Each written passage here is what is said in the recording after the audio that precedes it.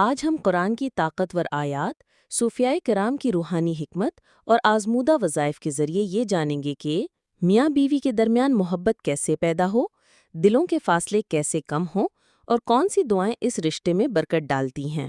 محبت کا راز، سورۃ روم۔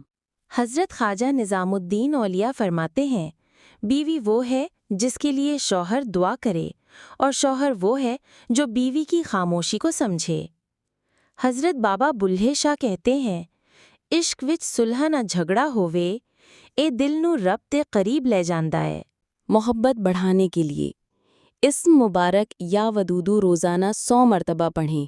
محبت سے دل کی توجہ کے ساتھ پڑھیں، شوہر بیوی دونوں کے لیے۔ پڑھنے کے بعد دعا کریں، یا ودودو ہماری محبت میں ایسی مٹھاس ڈال دے جیسی تو نے اپنے حبیب صلی اللہ علیہ وسلم اور خدیجہ رضی اللہ کے دلوں میں رکھی تھی۔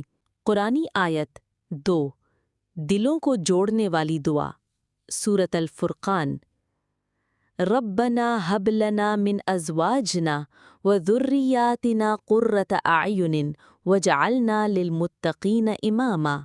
ترجمہ، اے ہمارے رب، ہمیں ہمارے بیوی بچوں کی طرف سے آنکھوں کی ٹھنڈک عطا فرما اور ہمیں پرہیزگاروں کا امام بنا۔